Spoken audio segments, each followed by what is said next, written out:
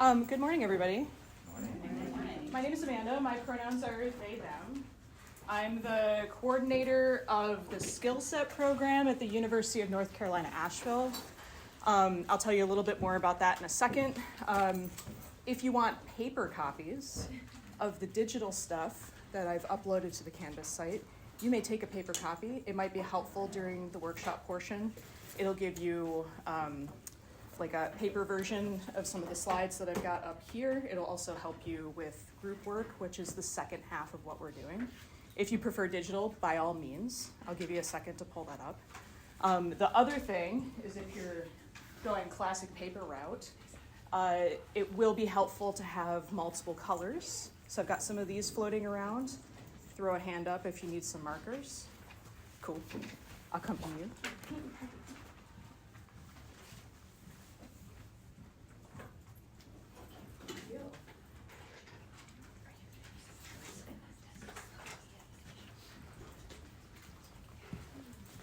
So welcome to Classroom is Also the Teacher, How Universal Design Can Amplify Learning for Neurodivergent Students.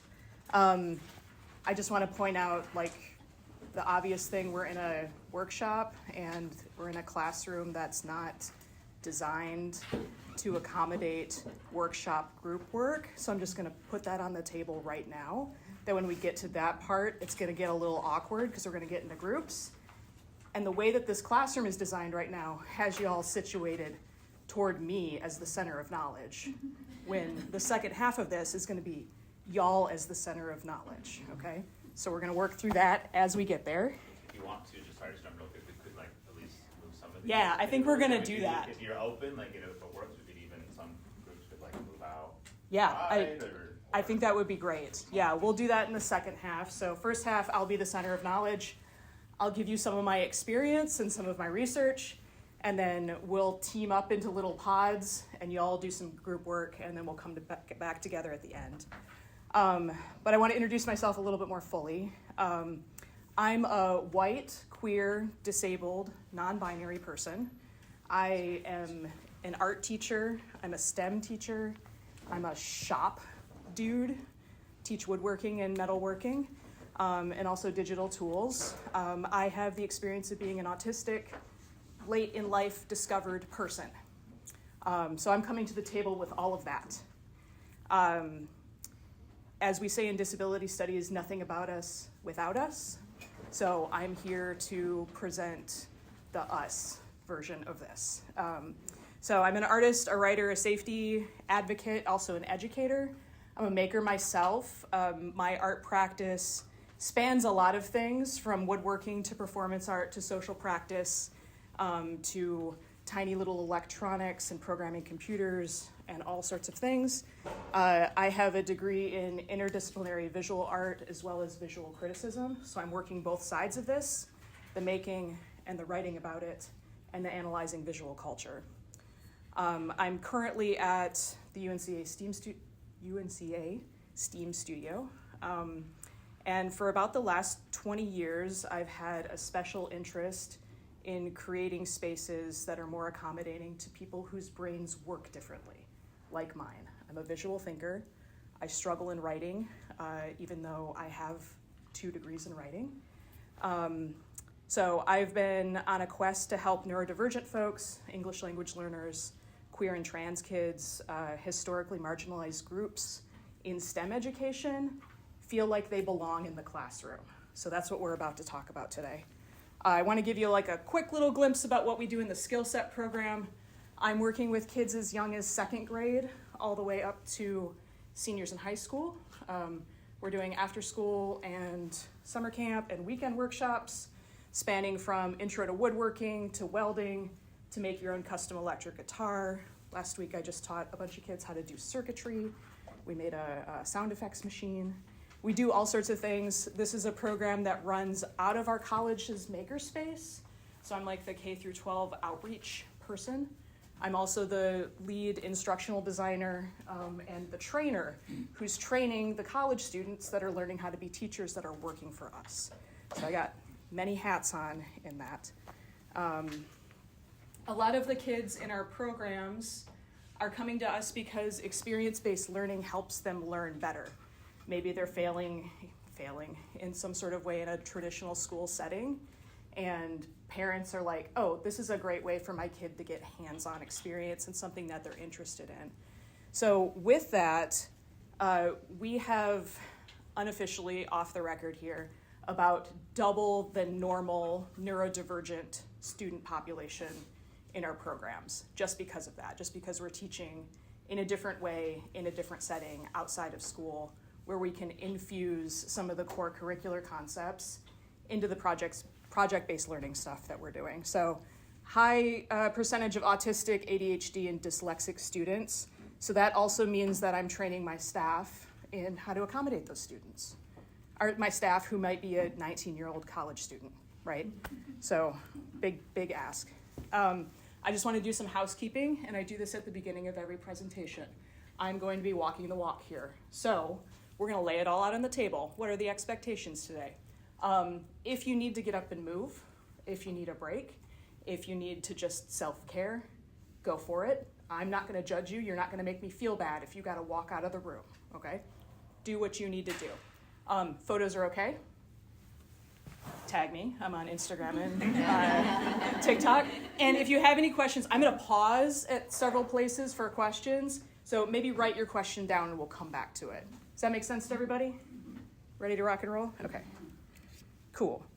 Here's a basic outline. Part 1, I'm going to sort of quickly go through some like interactive stuff, some theory to get us all on the same page, even though I know that y'all probably know a lot about UDL and universal design in general. I just want to get us all working on the same page. I'm going to present you to 2 case studies, one where I used to work, one where I currently work, and then we're going to take a short little break, and then we're going to do the workshop portion, and we'll probably rearrange the room a little bit. So let's dive in. If you've got a packet, this is the first thing that I want you all to do. I want you to take a moment, 30 seconds, and I want you to think about struggles in your teaching space. What are your students struggling with? So this can be something that you want to change. I like to call these deltas instead of calling these like negatives or like, I don't know, placing some sort of negative label on it. This is a change that you're looking to make. So this could be like, during group work, students are struggling to stay on task, right? It could be something as simple as that. I want you to think of 2 changes.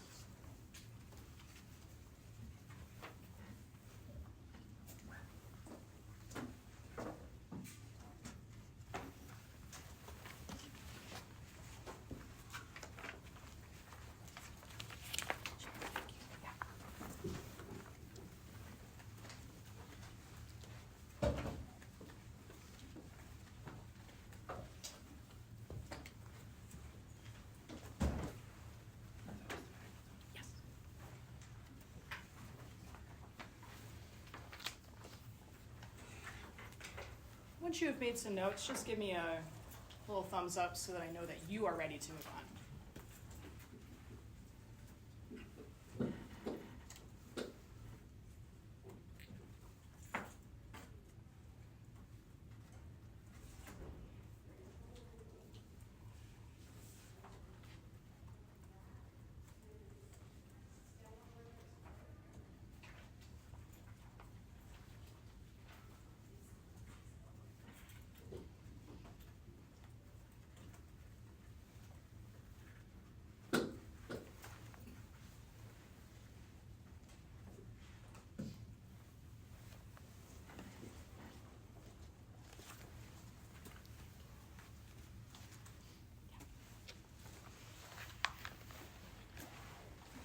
I'm going to give you all 10 more seconds.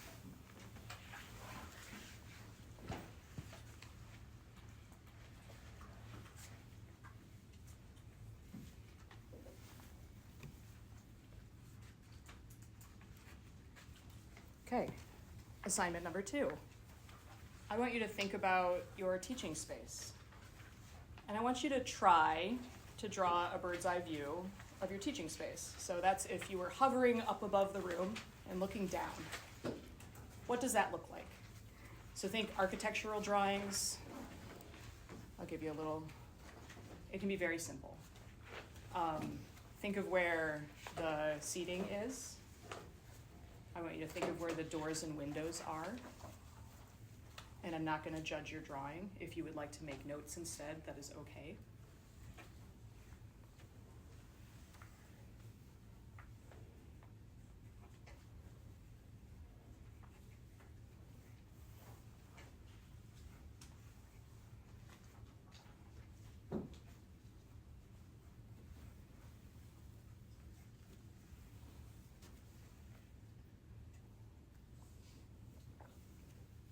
If you don't have a teaching space and you're struggling to like figure out, okay, what am I going to do that feels relevant? Draw your kitchen.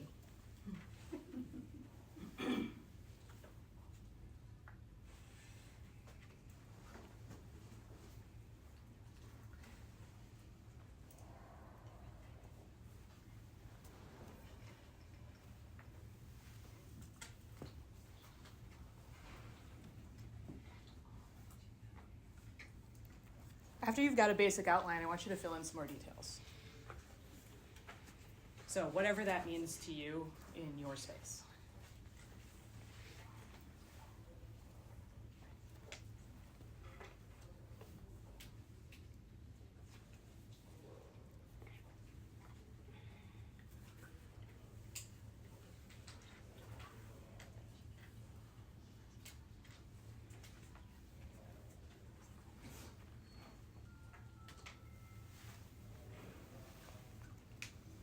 I want you to start to draw people in there. These little bloobs are people for me. So where do the people gather? If you're a teacher in that space, where do you usually gather?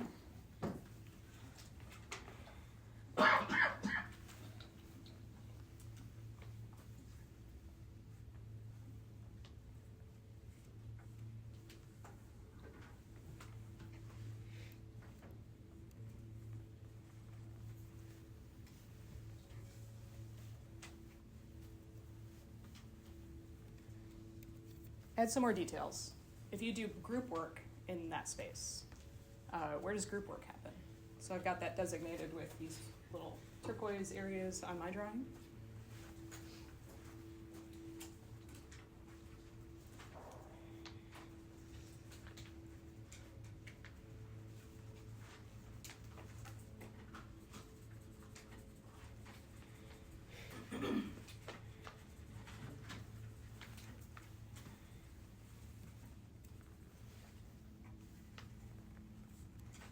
If there's storage in your space, if you have supplies in your classroom that are for your use, for your students' use, I want you to also put that in. So for example, we've got chairs stored against the wall here. We've got chairs stored against that wall. We've got paper sort of stored in a couple of spaces. We've got a floating whiteboard.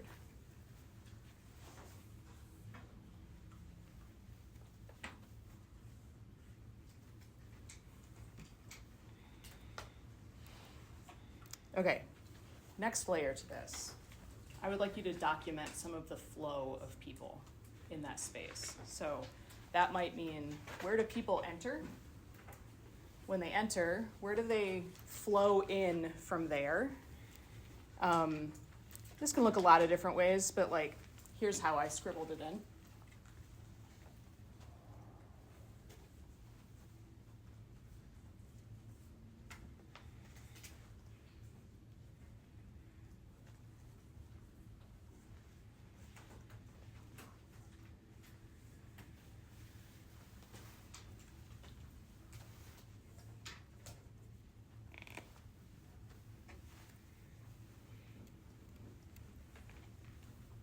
When you feel ready to move on, just give me a silent thumbs up.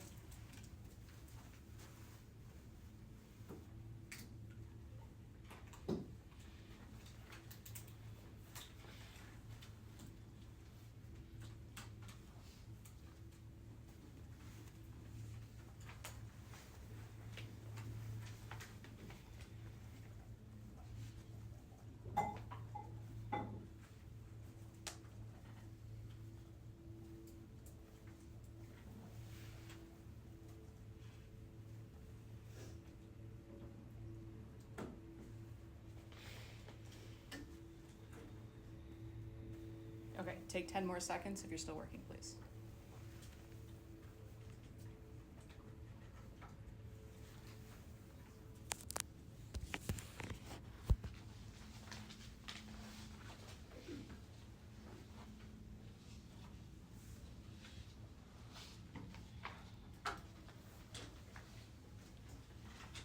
Before we dive into theory, I want to know who's in the room with me. So if we could very quickly, I want to start at the back of the room and work up. Name, pronouns if you want to share, maybe job title, place you work, just to give us all a sense of who's in the room. This might help us later when we split up into groups. Can I start back here? Darren Evans, he, him. I work for the North Carolina Virtual Learning Community, so I teach accessibility in UDL for the 58 community colleges in North Carolina. Awesome, thank you. Let's pass it this way. Kristen Carter, assistant professor of mathematics for the University of Maine, Augusta, which is new for me, and I teach online, which is awesome. Oh, cool. Great. Christopher Dow, he, him, go by Chris, and I'm a senior instructional designer at Southern New Hampshire University, so make college programs online. Cool. Alyssa Lawson, she, her pronouns, and I will be a lecturer at Johns Hopkins in the psychology department. My name's Mandy Mock. I use she, her pronouns. I'm a program coordinator for the practical nursing program at Columbus State, and I'm a DNE student learning how to help neurodiverse nursing students. Sarah Bino, she, her pronouns. I'm an associate professor of biology at Champlain College, and That's good. Cool. I'm Karen Miller, she, her pronouns. I am a lecturer at University of Massachusetts, Amherst.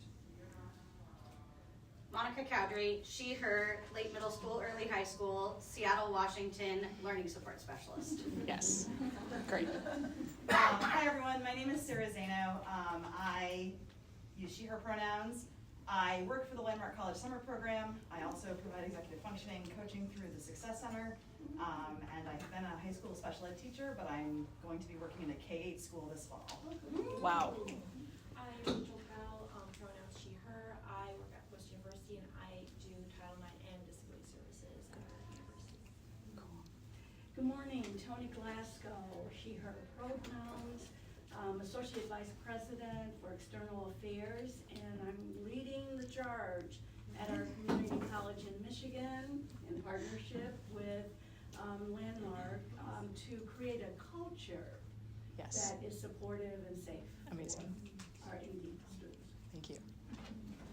I'm Molly Talbot.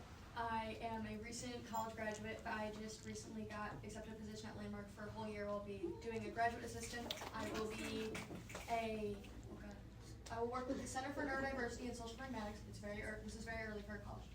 And I'll be working with Kira, and I'm really excited because I love Kira. Amazing.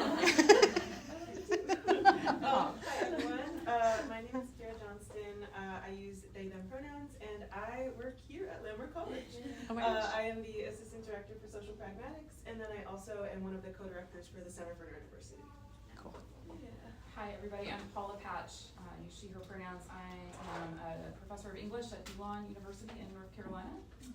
I'm also the associate director of our general studies program, and I focus specifically on the first year. Mm-hmm. I teach literature and disability studies, and have long been working in as an ally on our campus for our students with disabilities.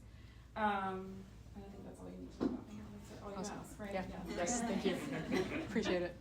Good to meet everybody. I'm Kelly Wilcox. I use she, her pronouns. I'm the Dean for Student Success at Haverford College, a small liberal arts college outside of Philadelphia, Pennsylvania. Hi everybody, I'm Brittany Dunn. I use she, her pronouns. I'm an academic advisor here at Landmark. Hi, I'm Jennifer Hannaful. I'm the Director of TRIO Student Support Services at Luther College. We support Christian Ration College students, income eligible, and students with disabilities, and I use she, her pronouns. I'm Taylor Crow. I use she, her. I'm an affiliate professor of math at Grand Valley in Michigan. I know!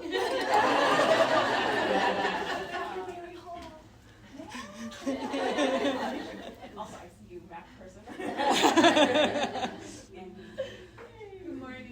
My name is Melanie Mowinski. I'm a professor of art. My specialty is in paper, book arts, letterpress, and design. And I work at a small state liberal arts college called the Massachusetts College of Liberal Arts in Western Massachusetts.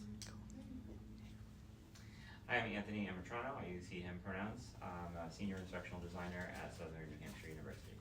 And I'm Amy. I use she, her, and I am also an instructional designer for STEM. And I'm Liz, and she, her, and I am also an instructor. All right. Cool.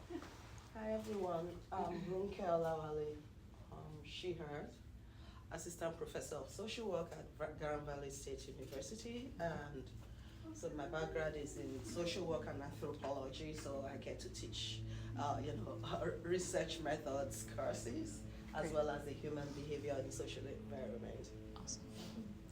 I'm Karina Asseter. I'm she, her. I teach computer science here at Landmark College. I'm also going to be teaching a human factors course in the fall, so universal design is something I'm thinking about. And I also have ADHD, and I'm also interested in faculty with neurodiverse faculty, which is not researched a lot, so it's kind of one of my interests. Amazing. I'm Rick Reich. I work here at Elser in Landmark, he, him, and I do research and illustration and presentations, usually around executive function. Awesome. Thank you all. Yeah. Cool. So we're going to do a crash course in a bunch of different theory. Some of this, for some of y'all, is going to be review. And you're going to be like, I do UDL all day, every day. I know what this is. This is, I want you to think of this as a space to deep dive and really consider some of the things that maybe you're already familiar with, maybe you already think you're practicing, to sort of reframe some of it. I want to start with just some disability theory. Yeah, snaps already. Okay, I want to start with some disability theory and just talk briefly about two ways that we can look at disability. And some neurodivergent folks identify as disabled and some don't. So I'm just also laying that on the table.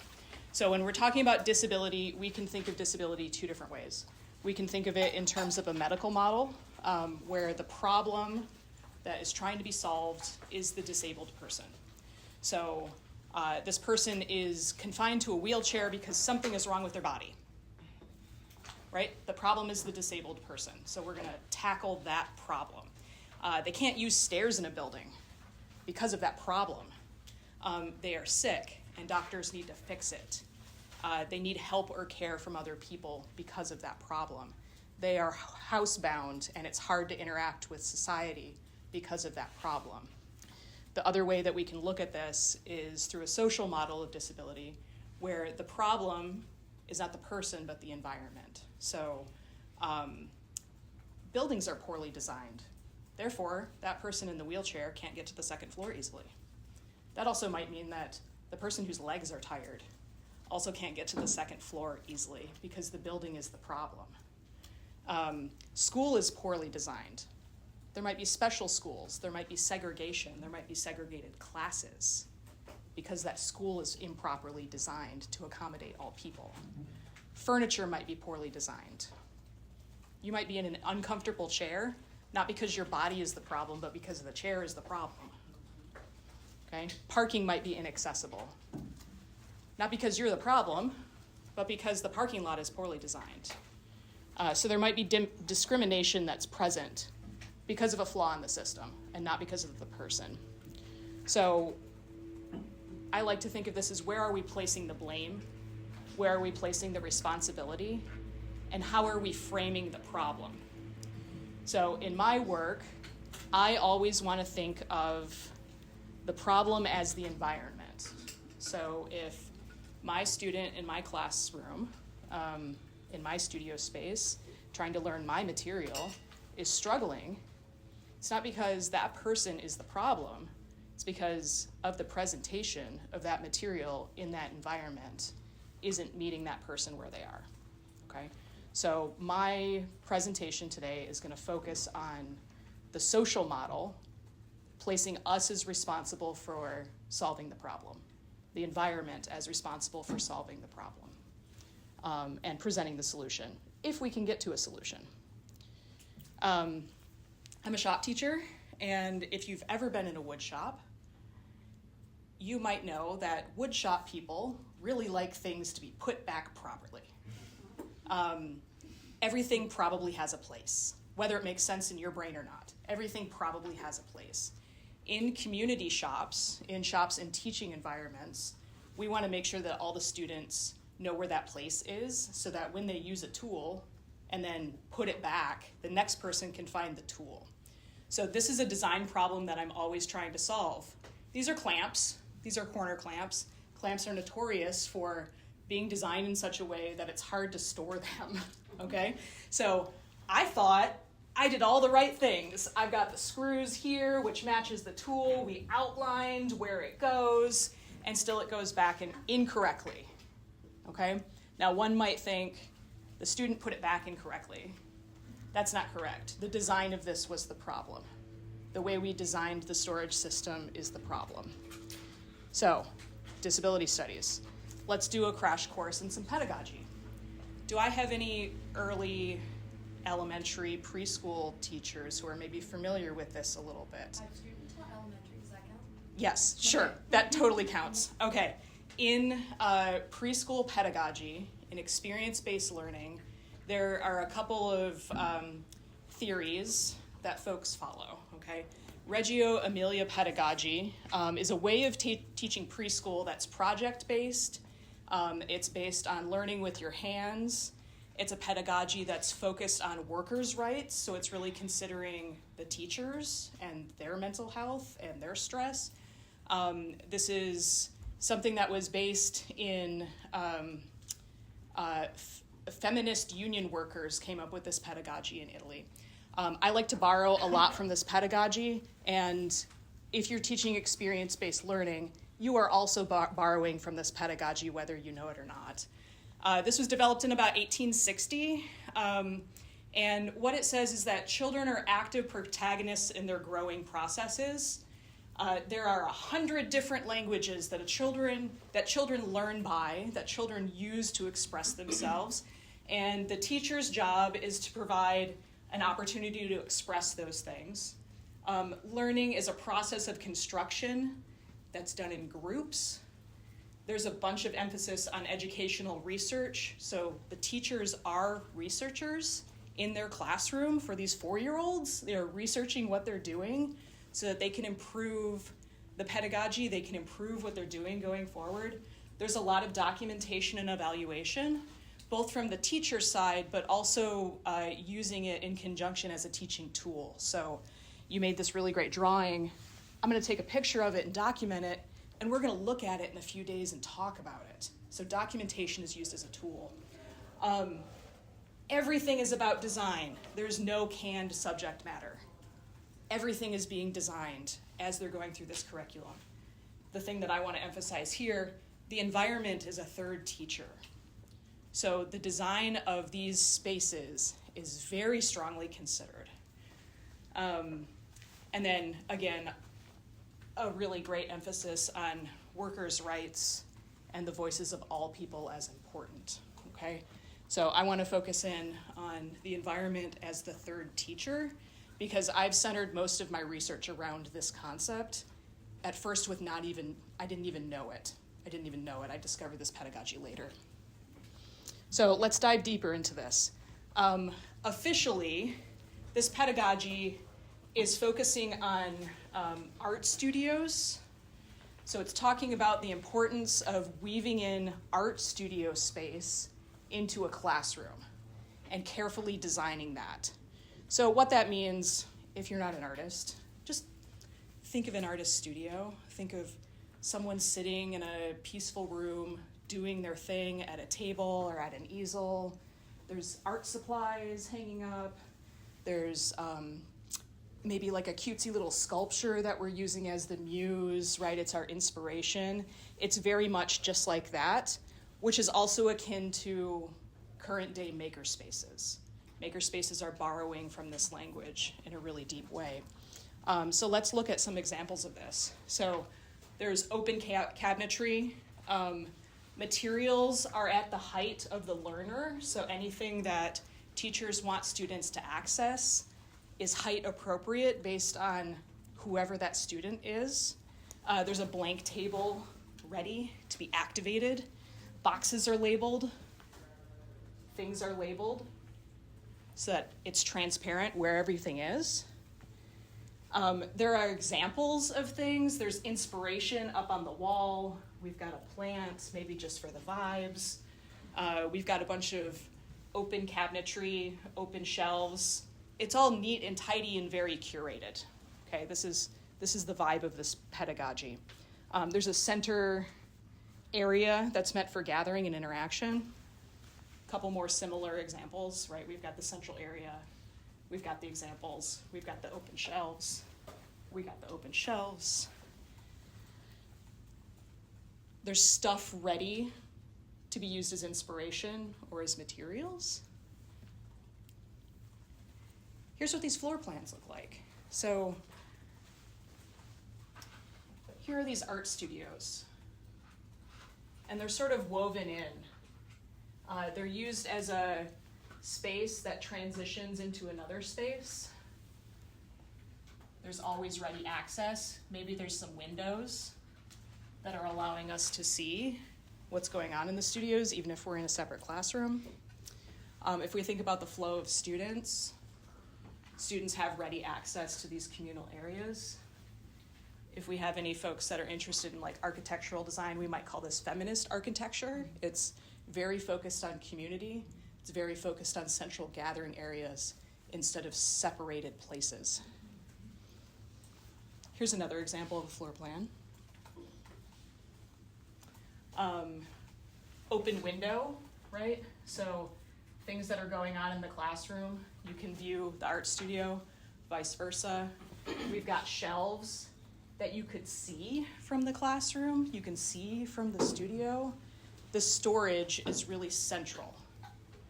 It's central. We're providing a sense of privacy, but not, with the ability to see into the spaces. There are barriers, but not. It's sort of open, but not. Flow again, right? So there's a strong importance placed on design.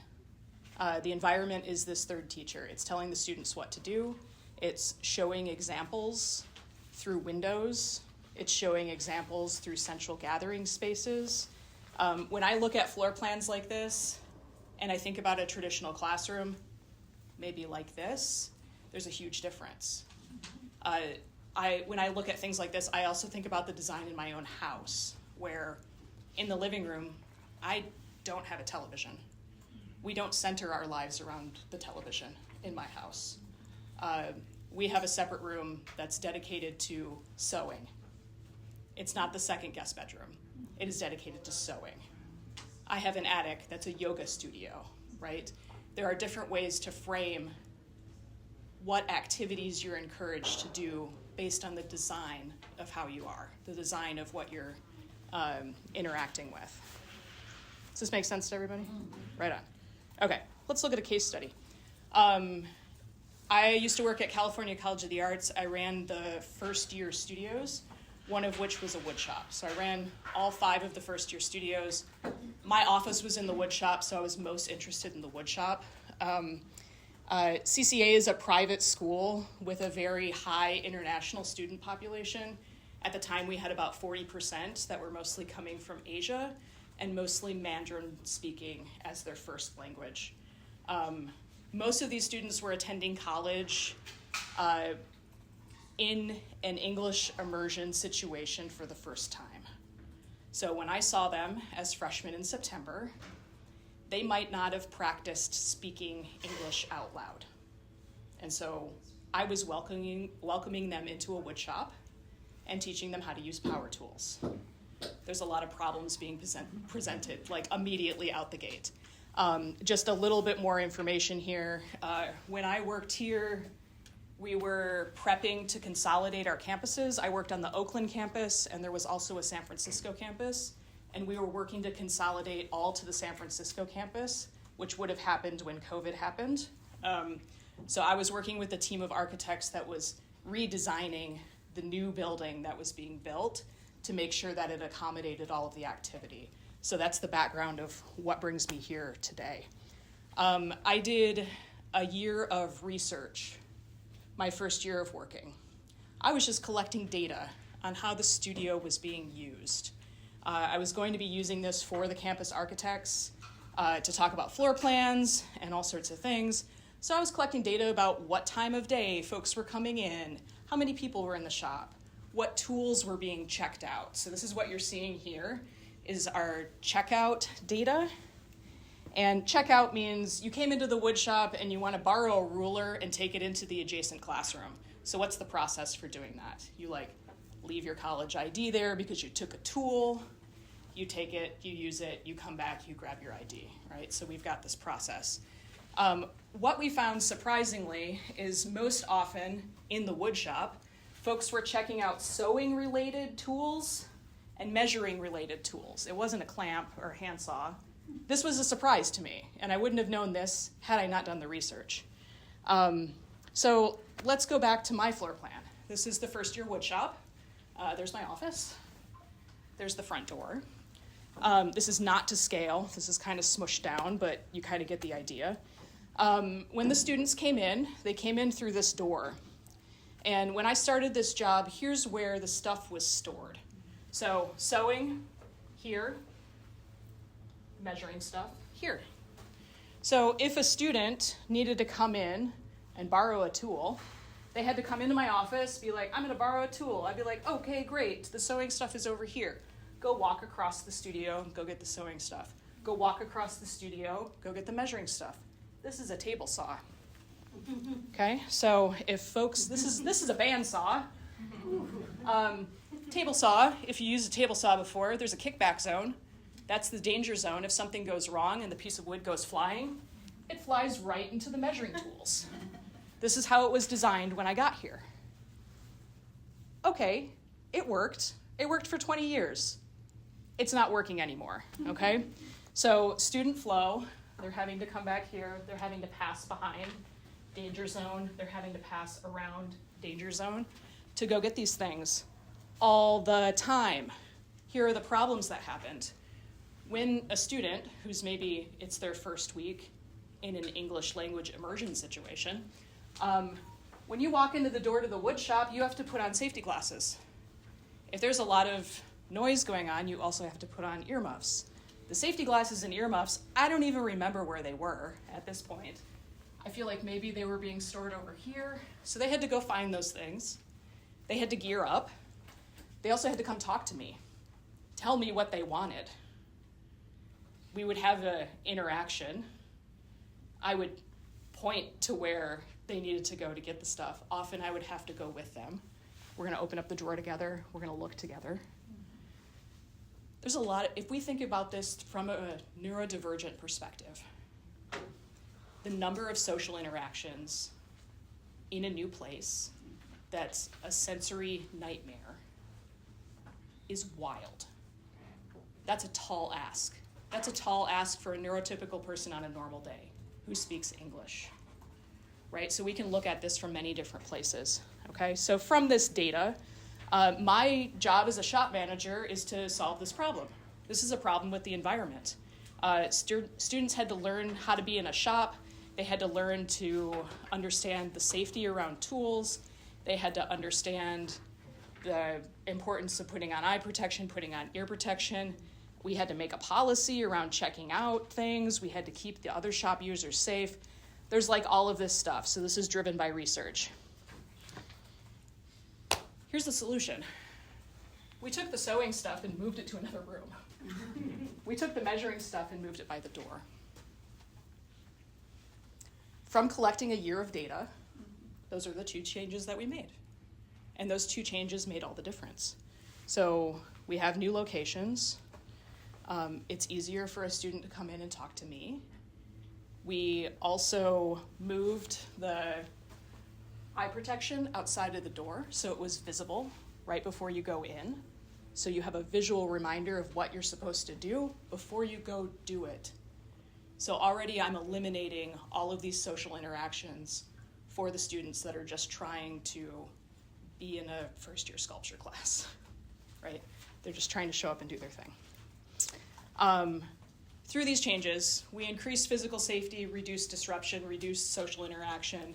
There was some support around anxiety, support around executive function, support for folks whose first language was different.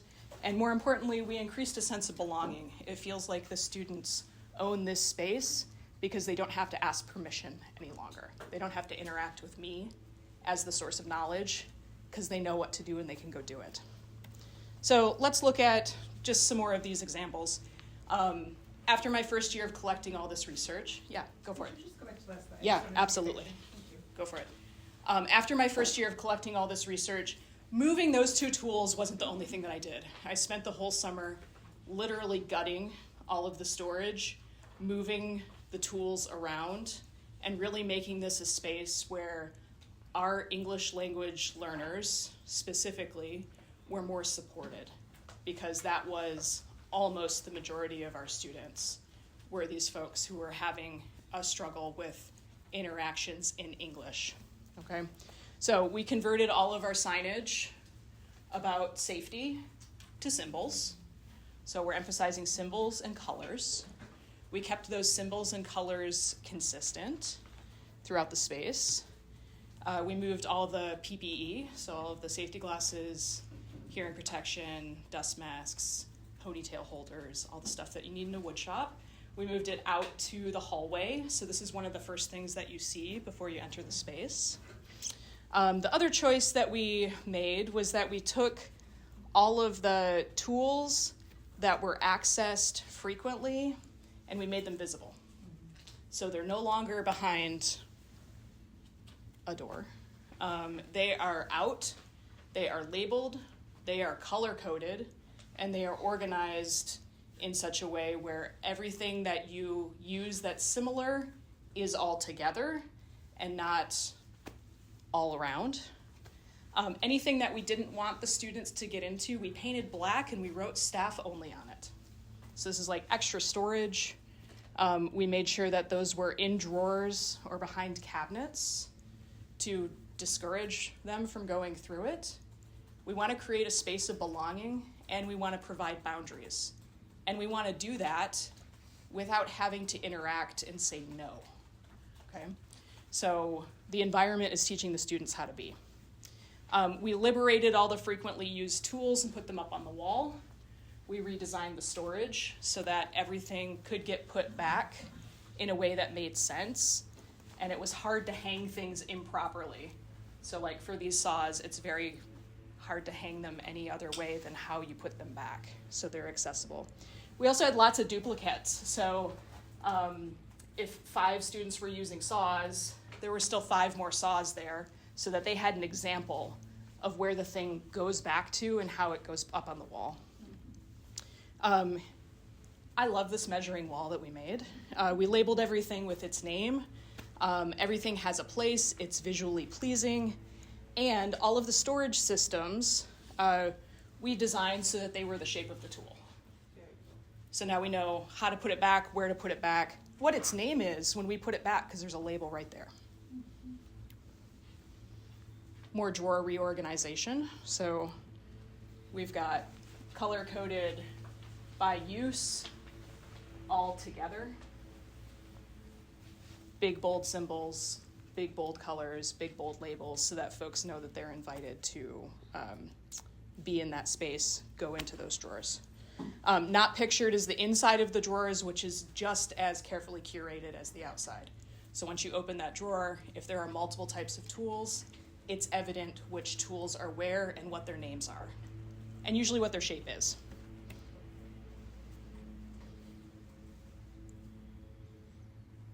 So a cool thing that happened in 2019 after this entire redesign, when the accreditation reviewers came through and did a walkthrough, they named this space as being accessible for English language learners, for folks with learning differences, for neurodivergent students, because the space was teaching the students how to be in ways that the shop was not doing before. Cool. Let's dig into some more theory. For folks who are not already familiar with the principles of universal design, I just kind of want to go through these really quick. This is to give you some backstory, because I love backstory. The principles of universal design were developed by Ronald Mace in North Carolina at NC State University. This was a federally funded project in the 1980s. This gentleman was an architect. He was a wheelchair user, and he was very focused on the fact that labeling something as accessible or as barrier-free in architecture was often a retrofit. So this was something that was done after the building was already made because of how disability justice was evolving at the time in the 1980s. There weren't laws before that were saying you have to have an elevator. Buildings were being retrofitted. And in some cases, those retrofits were part of law only if the building was being renovated. So you only had to do this if you were making changes to the building, right? So he developed these 7 principles as a guide for any designer. So this is for architects, these are for industrial designers, these are for folks designing cell phones or furniture or anything that you see out in the world. So 7 principles. Principle 1 is equitable use. So the design is useful and marketable to people with diverse abilities. So this could mean if you're in a wheelchair, if you're missing an arm, if you're missing a leg, is that design good for most of the people? Now I want to say most here because the goal of universal design is not to level the playing field for everybody because that's absolutely impossible to do. The goal here is to get as close as you can, okay? So can we do this? Can we avoid segregating users?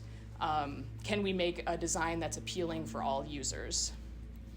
Second principle is that it needs to be flexible. So it can accommodate a wide range of individual preferences and also abilities. If you'd prefer to sit down to operate a miter saw, can you do it? I have Priya here. This is one of our accessibility consultants that I've worked with at UNCA. And I'm teaching her how to use a shop while she's seated, safely. Principle 3 is simple and intuitive use. So the design is easy to understand regardless of the user's experience. So regardless of how much knowledge they have coming in, is the design intuitive and easy to understand? Like how we're hanging the tools back. Is it intuitive? Principle 4 is perceptible information. So the design communicates necessary information effectively to the user, regardless of ambient conditions or the user's sensory abilities. This is a difficult one in the wood shop because it doesn't make much sense for me to also include Braille, right? Just based on what we are doing and how vision is often a requirement of using power tools, right? So I can reach most people, but it doesn't make sense in my context to reach all people. So how close can I get? Can I super glue an example of the thing to the thing and also label the thing, right? I can get close. Principle 5 is tolerance for error. So the design minimizes hazards and the adverse consequences of accidental or unintended actions. Hanging the clamp up incorrectly isn't going to cause a hazard, right? So I want to consider that in my design. So safety.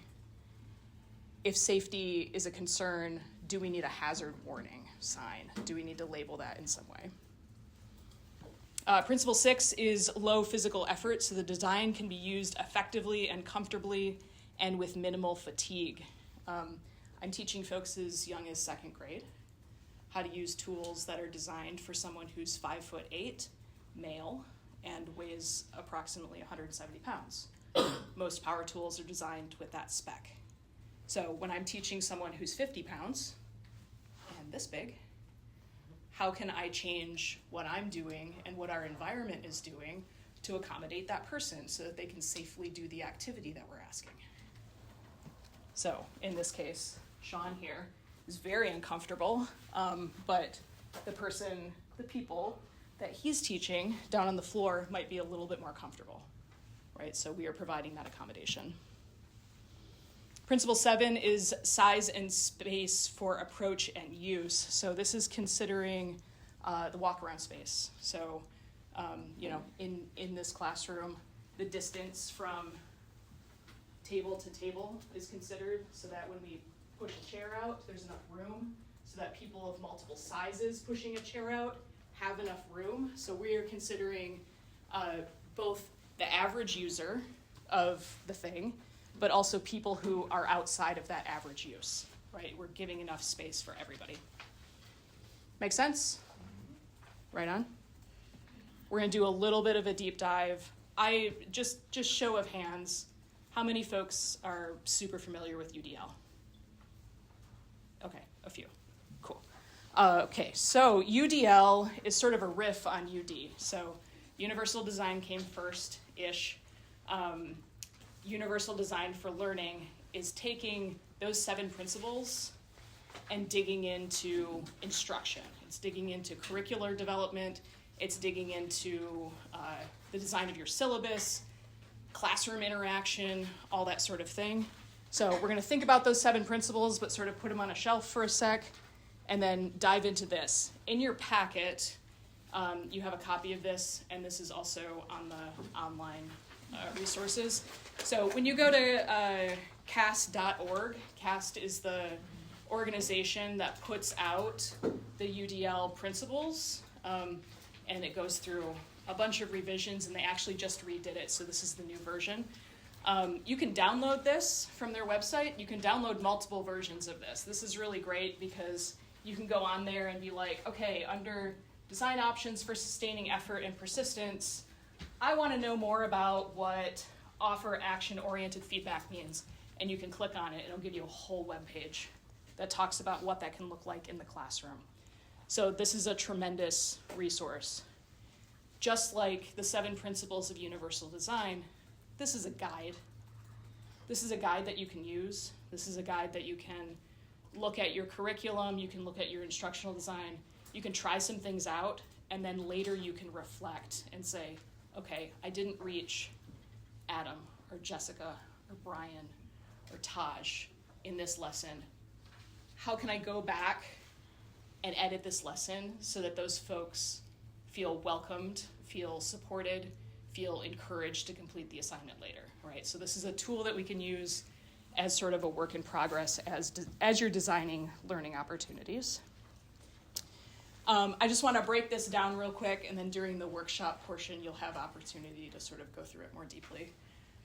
This is a really cool grid. So we are doing columns that are color-coded, and we also have rows that are supporting different things.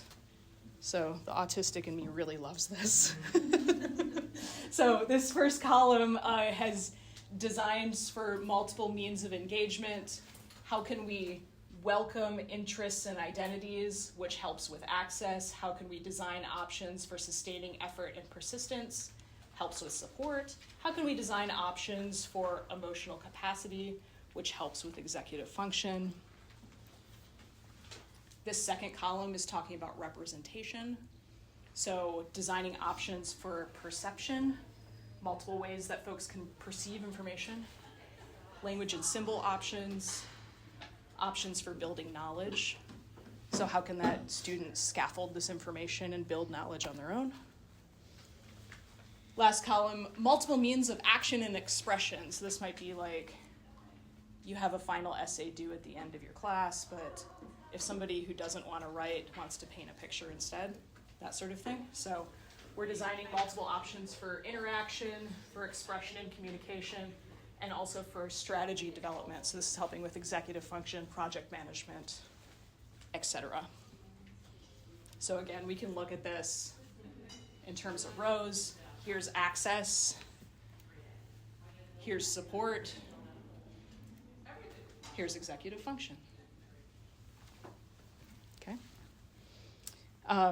So again, cast.org has multiple versions of this. In your packet, we've got one with all of the descriptions. I've also got a blank one in there, I believe. So there's a lot of tools that you can use as a teacher that are free, or as a designer, or as an administrator that are free. I find that it's really helpful when I'm thinking about my own lessons to start with this blank one and to just think about the ways in which I'm already doing it, and then go back to the one with all of the information and sort of compare to see what I've missed. Okay, last case study, and then we're gonna do second half of workshop. So right now at the University of North Carolina, Asheville, I'm running the skill set program, again, community outreach program. The space that we're working in is far from ideal for neurodivergent students. I'm in a 12,000 square foot open warehouse that has a machine shop, so metalworking. It has a wood shop, and then it has digital tools that are sprinkled throughout. This is a sensory nightmare. It's a sensory nightmare for the staff, it's a sensory nightmare for the students. It's loud, it's bright, it's hot in the summer, it's cold in the winter, and we can't change most of the environment. Move the basket. Maybe picking up the basket and the sensor, motion sensor. Pardon? Did you move the basket? Oh, yeah. I did. Oh, motion sensor. Cool.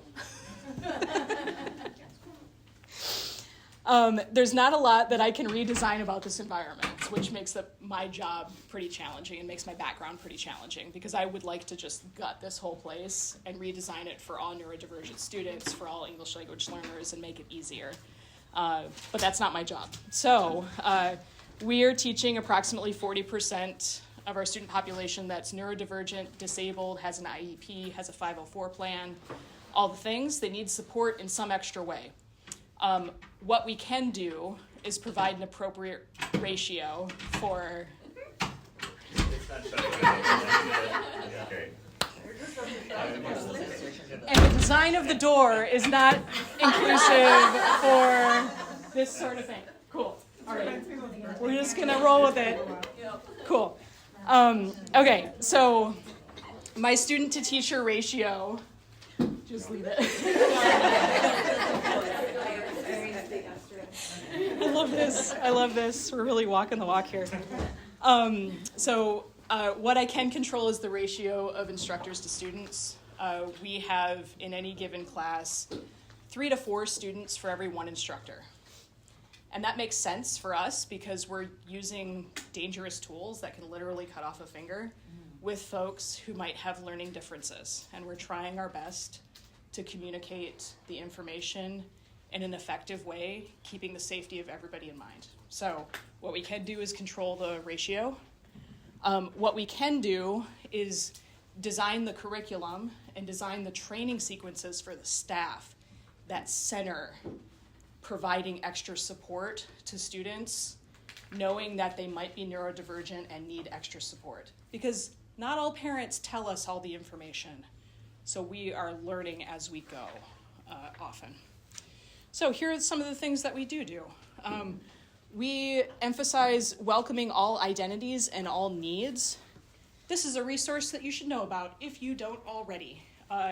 AskJan.org is the Job Accommodations Network. This is meant for employers who are accommodating their employees, whether they have a formal accommodation plan or not. So if you know that one of your employees is suffering from anxiety, depression, ADHD, you can go in here, you can do your own damn research. You can go in here and you can look up that condition and look up the common accommodations that are associated with it. So if we have a student coming into our class that maybe we're unfamiliar with that student, unfamiliar with their specific needs, unfamiliar with their condition, we might start here because it gives us a little bit of guidance that we can adapt to our particular context. Another thing that we can control is the labeling system in our space. So we have a strong emphasis on color, on symbols, and on what and how to use a tool, what the tool is, how to use it. I have a key that I designed that helps with all of the labels in our space. I'm emphasizing simple and intuitive use. So all of the stuff that the students can get into is all labeled and looks the same. It's all in the same place. All of the drawers are labeled the same way so that they know, and we also tell them explicitly, these are the drawers you can get into, these are the shelves that you can access, this is your space, you belong here, you are in charge of this. Go open up all the drawers. We do this on the first day. Go open up all the drawers and find what's in it. Find a tool that you don't know what it is. Take it out, let's talk about it. So as the instructor, I'm framing that interaction from the very beginning. I'm providing the context, I'm providing the expectations so that they don't have to guess. Super strong emphasis on labels and symbols. I'm a designer, I'm an artist. If you're not a designer or not an artist, I'm going to show you in 2 slides a resource that you can use. Most of our bins that have stuff in them, we try to keep them open so that you can see the example of the thing next to the label, next to the additional information. So, passive learning. I don't have to talk about what a Torx head screw looks like or a T25 because we've got the symbol right there, you've got the thing right there, and you can compare it and gain some of that knowledge just by the interaction. If you don't know this resource, you should write this down. The nounproject.com is a database. What they aim to do at the beginning of this project, I've been following them for years, they wanted to make a symbol for every noun in the English language. And so they said, hey designers, submit your symbols. And so this is a database of symbols made by real people. Real people. This is not AI, this is all human-centered. It's updated all the time. So designers will upload like a brand new group of symbols that are all stylistically the same. Maybe they're all the same in the topic. It's updated all the time. So this is where I am getting every one of these. I'm not designing this. I am taking this from the Noun Project. And if you sign up for a subscription, it's $40 a year, and you could download as many as you want and just use it. We can affect low effort and tolerance for error. This is another thing I'm going to nerd out about. Do I have any 3D printer nerds in here? Just curious. And if I'm the only, okay, we got one more. I like the stuff, I just don't have a printer. Cool. Most libraries now are getting printers that are public access. Okay, so if maybe you're a budding 3D printer nerd, this is a resource you should know about. Gridfinity is a system that even if you're just like really interested in organizing your kitchen stuff, you could start here. It's a grid system that you can 3D print and then put inside of drawers. And then designers open source, this is the mess before, this is the after. Designers make little things that fit into that grid to hold specific objects. So I found all of the tape holders, which are like a semicircle that fits into the grid. So now all of the tape is in there in a way that makes sense to most of our students. Yuck, gross, so much better, yay. Scissor drawer, same thing. We've got all the sharp things all together. What's nice about this system is you can take the things out, right? If you've got a container that's holding a bunch of stuff, you can take it out, we can take it into the other classroom, we can do our thing, and when the students go to put it back, there's not a wrong way to put it back. As long as it slots down into the grid, it's good to go. So this is flexible. It sort of brings down some of the anxiety about, am I doing it right? Yes, as long as it fits in the grid, you're doing it right. Are you custom making the containers that go into the grid? I'm not. I'm finding other things. Just like Noun Project, there's a database of 3D prints. There's a website called Thingiverse where people just upload their prints and you just download them and push print. It's so easy. Yeah, go for it. Do they like snap into place or like? They just kind of sit in the grid. So the bottom has a positive that matches the negative of the grid so that it doesn't move around when the drawer moves back and forth. That's cool. Yeah, any other questions while we're paused here for a sec? Want to take a picture? Yeah, take a picture. Let's say one more time. Gridfinity. So does this work on any size of straw? It sure does. Oh, heck yeah, it does. Okay, so like, they come in like sizes like this. It's like 3 or 4, and then we have a bunch of them glued together. You can kind of see the seam here. So it prints the size of the 3D printer bed, and then you just make a bunch of them, and you can cut them to size if you need to. Okay. Another thing that we can control is providing emotional capacity options for students. So this is a fancy way of saying that we have a bunch of fidget options. We have fidget options. I've got one in my pocket right now. We normalize this as just a way of regulating. So this is framed at the beginning of every class. Usually in schools, they're not allowed to sit with fidgets, so they are like pretty stoked when they show up to after school or summer camp, and we've got a whole bin of fidgets and a whole bin of options. And we talk about the line between, is this distracting or is this helpful? So distracting might be a fidget that makes a bunch of noise. That's distracting for me as an instructor. So we've vetted all of the fidgets. This seems like really nerdy, but we've vetted all of the fidgets so that they're not distracting to the people who are instructing. And we provide this as an option, and all of the staff have fidgets that they are carrying around, because in the context of teaching power tools, if we don't provide this option, the drill trigger becomes a fidget, right? And so I don't want to be telling a student no when they're learning a tool for the first time. I want them to feel ownership. I want them to feel safety.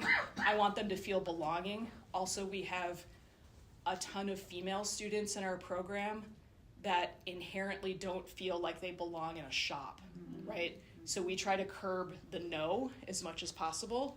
So this is a way of curbing that no, is providing an option that is a yes. Speaking of options, here's our really fancy seating. This is a photo from last Friday in the middle of summer camp. We do not have anything fancy. None of our chairs match. And part of that is just because like we don't have that big of a budget in our studio, and like a lot of this was either made or like rescued from another department. So we have this mismatch of stuff, which to somebody coming in might look a little bit unprofessional. But here's what it does. It provides options for people who need the options. A lot of the kids will identify, like, this is my chair. Sometimes they will put their name tag on their chair because it's the most comfortable for their body. Great, we're increasing belonging for folks that might not feel like they belong. Options. We have so many safety glasses options. And now this is like hyper specific to my context, but I want you all to think about like how this might play out in your classroom. Not everybody's face is shaped the same, so we have a bunch of different options for people who have different needs, different face shape, different sensory needs. Same with hearing protection. We're providing a bunch of different options so that it's not one size fits all.